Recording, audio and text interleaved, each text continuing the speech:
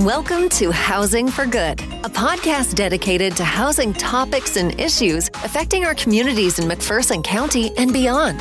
With years of experience and expertise, hosts Chris Goodson and Karolyn Moore discuss housing challenges and opportunities with other experts from a variety of housing fields.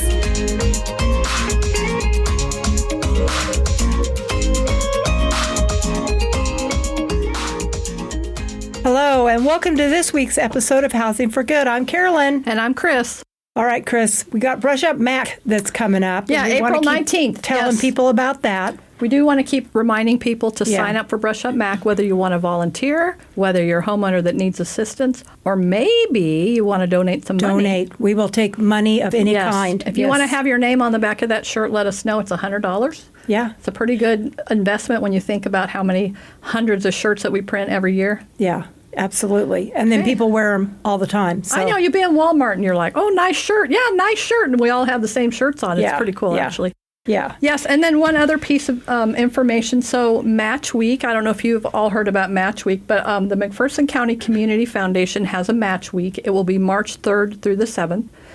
And so there's $110,000 of matching funds. So if you would like to donate to the McPherson Housing Coalition Fund, you can say, well, I'd like to put 50 or 100 or 1,000 or however much money you have. And they will actually match a portion of that, which helps us build our endowment. Yeah. And really helps our organization be sustainable. It does. I mean, we really count on those funds to help us keep going. We have families that are in need. So anyways, I just want to bring up Match Week again, March 3rd to the 7th. We're actually going to have some information on the McPherson Housing Coalition website, which is mcphersonhousingcoalition.org. And Facebook. Yep. So if you want to donate toward our organization, this is a perfect time to do it.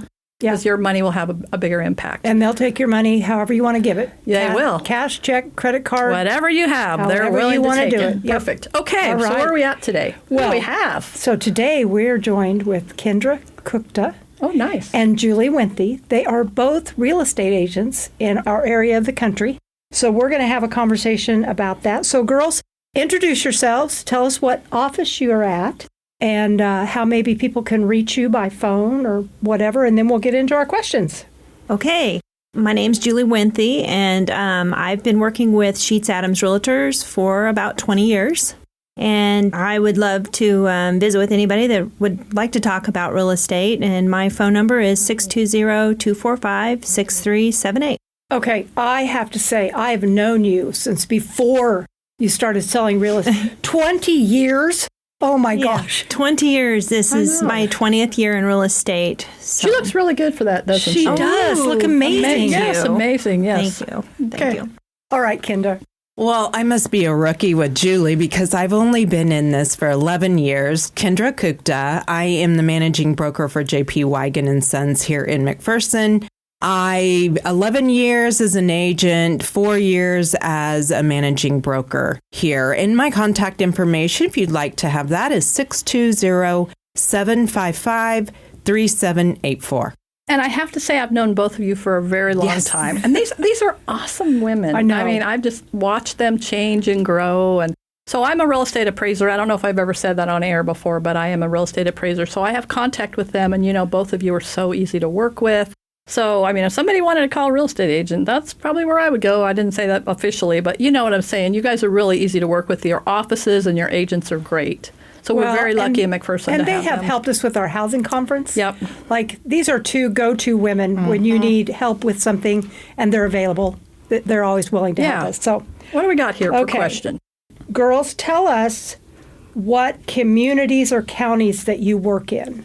Pretty much we work in McPherson County.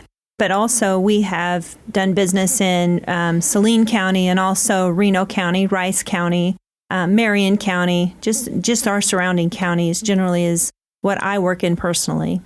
For myself, I joined into the South Central MLS, which is Wichita area. And that was because we were listing in the Newton and Harvey County a little bit more in my office. So I do drive a lot. In the last couple of years, I've kind of homed back into just entertaining McPherson County, but over in Harvey, over in Hutchinson, we put some miles on our cars. It's when we have a seller that moves maybe to, like for myself, into Wichita. Okay. And they ask me to continue to work with them. I will either do that or refer to some wonderful agent in my office that works down there. So here's something to think about that I think about as an appraiser as well. I work 5 counties regularly. Doesn't that help you see the whole area as real estate agents who work more than one county?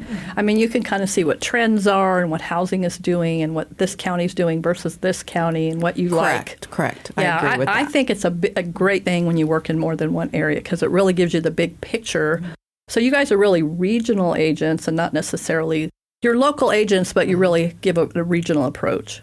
Yeah, that does make sense. And because we are such a rural community that we do get to see what Salina has to offer in Hutchinson. And as far as we are a little bit of a smaller community as far as just McPherson compared to Salina or Hutchinson, but we do get to see some of their trends that are just kind of different from ours. Okay, so that leads us perfect. Great segue. Perfect into the next question. So what current trends are you seeing in the real estate market and how do they impact affordable housing? As far as trends, as far as it could be just seasonal, like right now we're in a season of winter and that most of the time will hinder a lot of sales. Now, Kendra has the reports, but and really in all we're still doing really well.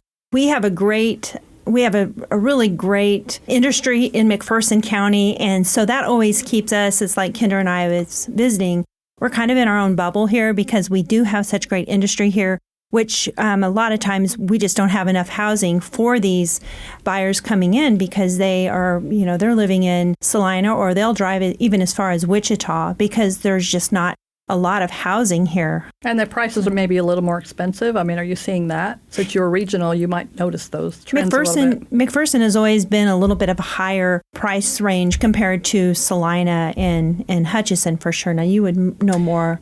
Yes. So I can kind of give you a little bit of the stats. I'm on the board, so I received these a little bit earlier than others do. But what we did see for, let's say, comparison for last month, I just got these from WSU. The stats for that is that we rose 25 units compared to 20 units for sale on the market. Now, I will tell you, there's a little thing. Our average active home on the market right now is around 250,000 to 280. And what does that leave? A big gap for first-time home buyers. Last month, we did sell in an average of $187,000 compared to last year at $209,000. So we are gearing down, maybe with the interest rates, looking at a little bit lower, but it seems like our average is a higher price point in McPherson. So we're kind of missing, there's a gap that we are missing there. As far as homes, yes, we have more active homes on the market than what we did a year ago. They are staying on the market for an average of 20 days. Now, when I say on the market, that stays on the market from the time they list to the time that they go under contract. Okay. So you've got so there's 20 days there on an average. So you're going to get some that are going to sell quickly. Price point is a key. Julie did a great job last year. Most of her homes sold, within days, and that's key to a good agent knowing what to price point. Sellers still are in the COVID market where everything was a little higher. Joe sold his house for this. Well, now we're looking a little more realistic. Buyers have a chance to actually view and get in the door. So my question is, when you look at statistics and you're saying, well, this is the average, does that mean because we don't have enough listings that it's that high? Or, I mean, what are you saying when you use that statistic? What I'm using that is we just do not have the price point of $120,000 homes. They just don't exist, or people are not listing them? That is a really good question, Chris. I think we have a domino effect when that comes to those moving out of 120, moving into the 250. They're looking at, one, their interest rate. Now I'm buying a home at this, and I already was locked in at 3% on the current one that I'm at. So we don't see that move up. Window shoppers are not there as much as we had before. The ones that just said, hey, I like that house, I'm going to buy it. They're looking at that dollar, that payment. So you're correct, Chris. One, we don't have that price point in town. Yeah. It could be in rentals. It just could be buyers not willing to move. And is for sale by owners, I hate bringing that up, but I mean, I see a lot of for sale by owners or investors coming in, snapping up a lot of those homes. And that's not really part of those statistics. No, that would not be included in them statistics. When COVID was here, we're looking 4 or 5 years ago, the interest rates were 2.5% to 3%. Now, today's interest rate right now on a conventional loan at a normal bank, it's 7%.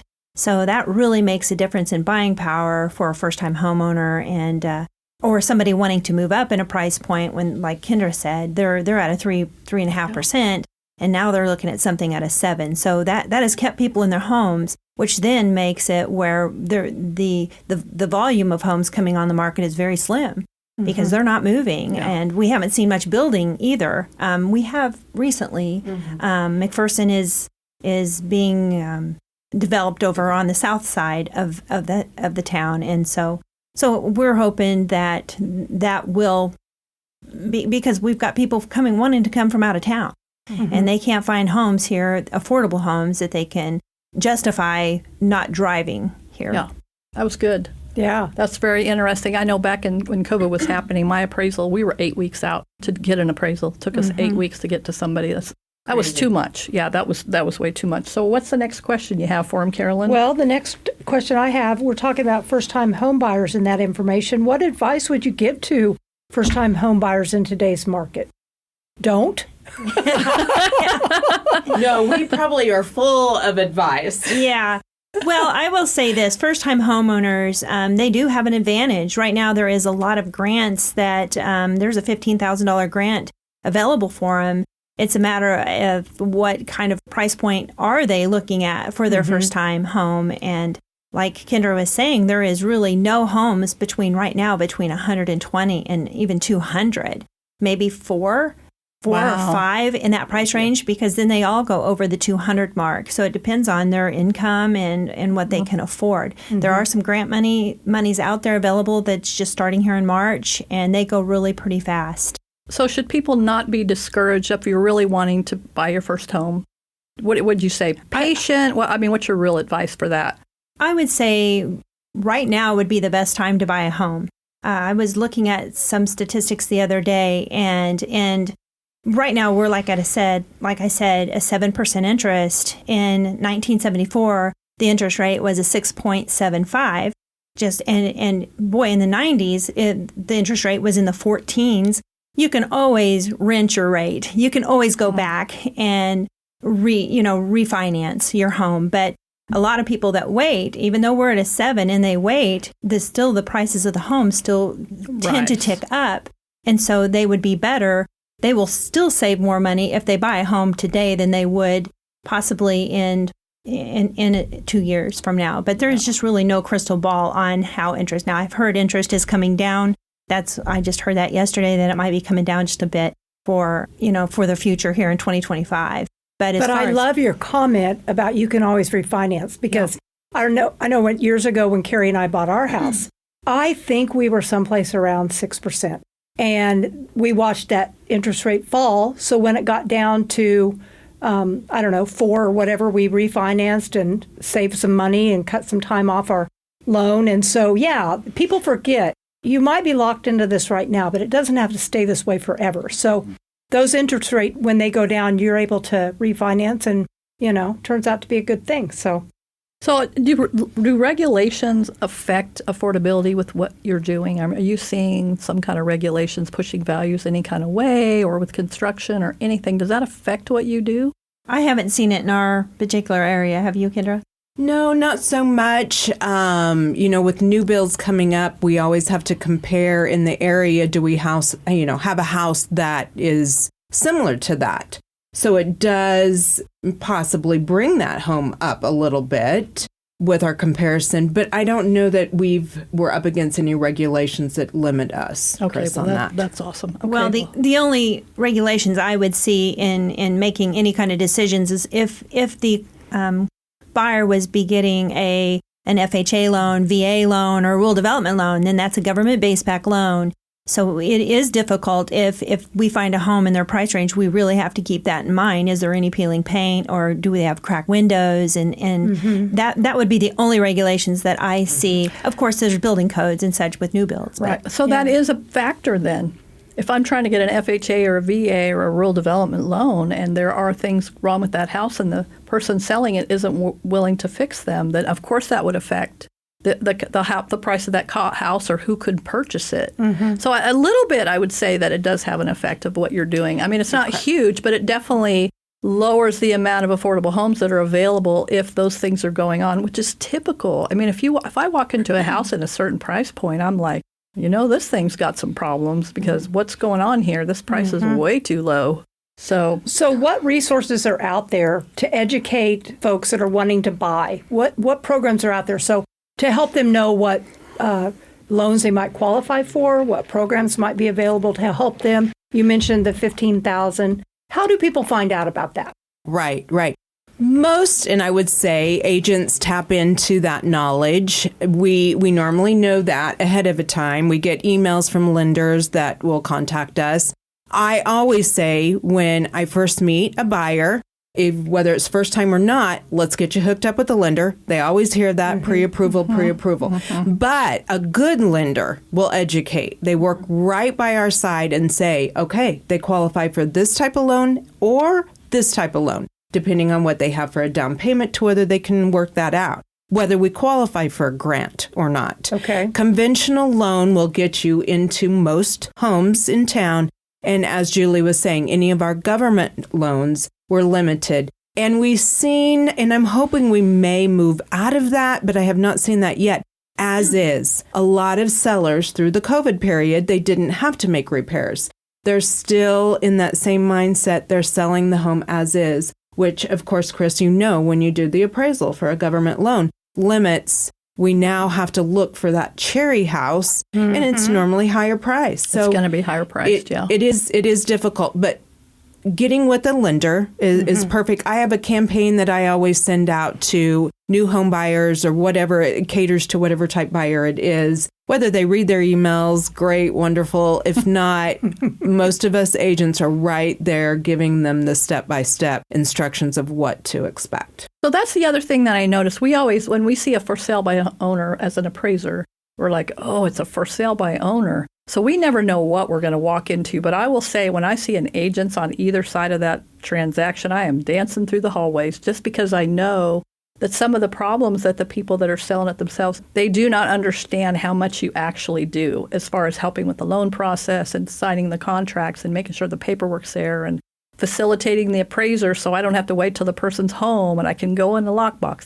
All that's super important. I mean, what would you speak to that a little bit, the for sale by homeowners? I would say what I've heard in studying from National Association of Realtors is that the for sale by owners, that percentage is dropping. And I think they're finally realizing that it is not easy to handle all of the different steps and avenues that it is to sell. Buyers are a little more reluctant to go with a for sale by owner. They don't have representation. There's nothing there for them. So they're walking into the mercy of the seller. So I highly, even though I'm an agent, feel like you don't go to the dentist to just, Joe next door to pull your tooth. You go to somebody who's educated and skilled. We always promote that as appraisers. Go find an agent. Right. And statistically, if you use an agent, it is a fact that a home will sell for 18% more than if they sell it by themselves in statistics. So that's a lot. 18%. That's a lot. We're not talking just a few percentage points. That's 18% is a lot of points. So that's definitely something for someone to think about. And there's a lot of things, unless you're an expert in building a home, when you're looking at a house, you don't even really know what you're supposed to be looking for. So if you're not using anybody on your side to help you navigate and make sure the proper inspections have been done, that everything's working properly, you don't know what you're getting. So that can be really scary. I sold my own personal homes for a long time by myself before I became a realtor. And then after becoming a realtor, I would never sell my home by myself. Not going, I would be scared to death from what I've seen and experienced, right? I know, right? You don't know what you don't know. Yeah. All right, what other questions do we have for them? And we skipped around a little bit. How do you think real estate development can positively impact local communities? So this development, McPherson, a lot of our cities are pushing development at this point. So to me, it looks like that eventually those are going to come back to you. But what's your opinion about development when it's happening in a community? Is that a good thing and not a good thing? I mean, what's your opinion? Well, I feel like any development in a community is fantastic. The more the merrier, in my opinion, and it's great for our schools, our community, our businesses, and eventually, even if it is a builder that's selling his own development, eventually them homes will flow into the real estate, into our real estate market. So I feel like growth for our city it brings more money into our communities for parks and walkways and anything that would help our community grow as far as for education and health and all of that. I can agree with that. Commuting is not as fun as what we think. If we can buy a house for $30,000 less in Hutchinson, we have to travel Highway 61, which thankfully is a whole lot better than it was years ago. But we have awesome utility rates here. Mm-hmm. By the time you put gas, time, it adds up. It's not there. So the housing needs to be here for them to stay here and not commute. Yeah. So we need to continue to develop for that. Absolutely. One reason right and that's there. been fun for us to watch the community start to grow. And there's an initiative countywide to make sure that all the communities have an opportunity to grow and to be able to get we don't just need affordable housing. We need it in every range, in my mind. Yeah. Well, and we work in every community in McPherson County. And, when you're trying to get somebody rehoused or get them into housing because they've been homeless or whatever, it's difficult when there's not housing there or the housing stock is not such that you can house somebody. And then you want them to work. And so, you got to put them where there's jobs. So has technology changed anything for you, the way you guys do stuff now? Technology what does that look like? It's fantastic. I came in on the Stone Age, and it's nothing like it was back in 2005. Paper is just pretty much non-existent. We're all on the internet, Facebook, and you've got Instagram, TikTok. And so that does promote our houses out to younger buyers, and there's just it's just made a world of difference for our workload and all of our transactions, I feel. So have you ever shown a house, just like having something on your laptop or something and walked the person through the house? Have you ever had that experience? What happens is typically they're at 101, Jones Street, and they look on their phone and want to go over to Park Street. And you didn't print out the paperwork or don't have that in front of you. Yes, your iPad, pull that up. You can jump right in. You know all the details about the home. Now, keep in mind, agents know more details than what Zillow, Realtor.com, and some of the websites. Yes. So, when they go, this is what Zillow said that this house is priced at. Oh, hello. Let's get real. It might not be that way so much. But yes, technology is wonderful. In the last 11 years, we've got lock boxes. We still struggle when we try to open up a door and turn all the lights on and we can't find them. But that's just part of the reality. Yeah, it's really great until your phone dies. Then you're in trouble. Yeah, that's bad. You can't get into a house or you can't pull up information. Are you guys using AI at all? Do you use that all in your practice?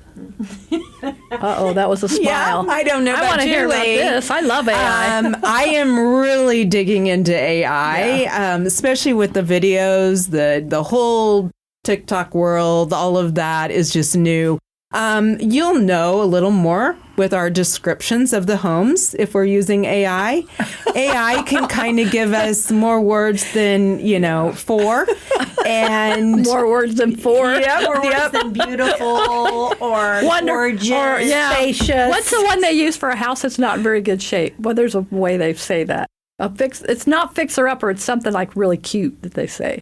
Anyways, that's all right. I'll have to look up at AI or whatever. They come up with really flowery descriptions. Yeah. And I put them on there and I'm like, oh, this doesn't sound like me at all. And so then I'll take it out. And But it is really nice to give us options. Yeah. But it's a lot more flowery descriptions of properties, which I think some agents should be using a little bit more flowery words than take a look at this cute house. Call me.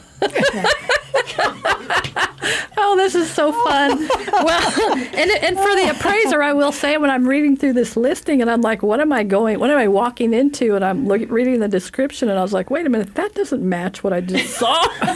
What is happening here? Well, also pictures, you can't smell what a picture looks like when you walk into a home sometimes, but we need it to get them in the home. Well, I know. And then you say in your appraisal, you're like, how do I explain what this house smells like in this appraisal? I don't think that's a category. So anyways, okay, so where are we at? Okay, that really took us off topic. I know, but this is fun. I told you, we've known these ladies for a very long time. We have. And so we can talk to them like this. So girls, what do you envision the future of housing for our region looking like in the next 5 years? What do you see coming? I foresee a solid housing market in McPherson County. It's never changed. And if we continue to build, we work together, I think the growth will. For McPherson, when I have buyers, I often say, if you are purchasing a home for a good investment, stay in McPherson County. Yeah. If it's just a short time and you're not needing, not worrying about the value in 3 or 4 years. But yeah, I see a solid market, guys. I really do. Yeah, that's awesome. I'm on the same page as that. I always say McPherson County is a solid investment for buyers and then to turn around and be a seller. If you take care of your home and do the right maintenancing, generally we will always see a seller get a return on their investment that's nice. So I will say this, we have people that listen to us nationally and internationally. So what do you have to say about the national trends? Are you guys connected to that at all? I know I'm throwing a question out there that I didn't give you a chance to look at, but I wanted to know, you're both on the National Board of Realtors, so you probably understand what's coming. What does that look like? What's it like at a national or international level? I did attend in Boston the National Association of Realtors this last fall. Kansas is a little bit different. It's kind of funny when I was talking to a lender the other day, he said, they're only approved for $220,000. And I said, okay, well, you're probably not going to be able to find them anything. Who's a lender in California. So I will plug that in. Please use local lenders. Okay. The conversation is totally different. Yeah. But for us, they change, California, Florida, they're dealing with insurance issues. That's becoming an issue. So it does flow down to Kansas. We typically see the trend changing in some of those larger areas, but we cannot say that it's not going to affect us because it typically will. Okay. What about internationally? Are you connected to that at all? I was at an international banquet, but I don't know. Do they do things like us? Do they have realtors and MLSs and all that type of thing? They have realtors. I can tell you that. They were there, and they were wonderful. I'm going to tell you, those are wonderful people, especially at a banquet with. Great fun. Yeah. But yes, I can't quite answer if it's exactly, but I do know that they have the agents because those are the ones that attended that banquet. International. Okay. I'm going to pick up on one word you said, and that was local. So that's one thing that's changed since Carrie and I bought our house is you can get used to be you got your insurance local, you used a local bank, you used a local real estate agent. Now, because of the internet, you can get your loan from a bank that's not in your state, not even in your town. You can use an agent from someplace else. That, I think, has changed the dynamics. And so just the fact you had somebody calling here from California and they're not sure that they're going to be able to get a loan for that amount of money or find anything for that amount of money, it's like, oh my gosh, that's so foreign to me that you would go outside your area to do business. And that would be for anybody, whether you're in Kansas, we have people listening from California. Yeah. from Arizona, from all over the country. That would be the same for all of you. Stay local, try to find your local. It's not just about that, but it really is. Isn't it about building relationships? That is such a big thing. I know if I have a problem, I can call one of you and you're going to answer my question, or vice versa. I had a call the other day about the Oak Harbor cottages. Somebody wanted to know, hey, if I buy a house near them, is that going to affect my value? So as an appraiser, I could explain what is going on there and what does that look like and my thoughts on that. But it's about building relationships, not just about staying local, but can I call Julie or can I call Kendra? Absolutely. Can I?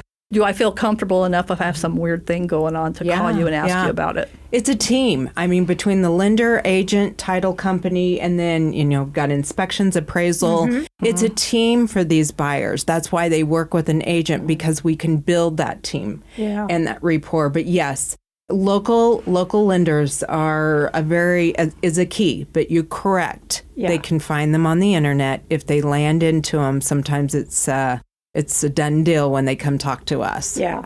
Well, in the younger generation, they are used to just getting on the internet and finding their information. They feel comfortable with not talking to somebody. But I see, like what we're talking about, the relationships is most important. I'd be scared to death just to get online and try to find a loan, and would I be being charged excessive amounts for closing costs, where I know our local bank would not do that. And as an agent, what I see is when I see a first-time homeowner or any buyer coming in and they have a loan company from California, that worries me because I don't have a relationship with them. Will I be able to contact them? And I would feel it would be the same way vice versa as far as like insurance. I would like to go in and talk to my insurance agent to see if I could get better rates. And absolutely. And to keep it local, I think, and the communication. And like when you're coming out of town, who do you use for a plumber? Who do you use for an electrician? And we as agents know who the good ones are that are respectable and show up when they say, and for the best price. Absolutely. Well, this has been a fun conversation. It has been a fun conversation. I'll tell you what, it doesn't matter what we're talking about. I learned so much. I love this job. I know.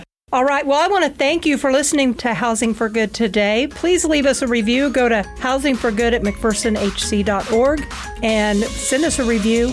Do you know we have yet to receive a review? Well, that could be good or that could be bad. Well, I'd like to hear from people. So come on, people. Send us a review. Give us some feedback. We like good reviews, but if they're bad, well, it's better than nothing, right? That's right. Yeah, it's true. Hey, have a great day. Yes, have a great day.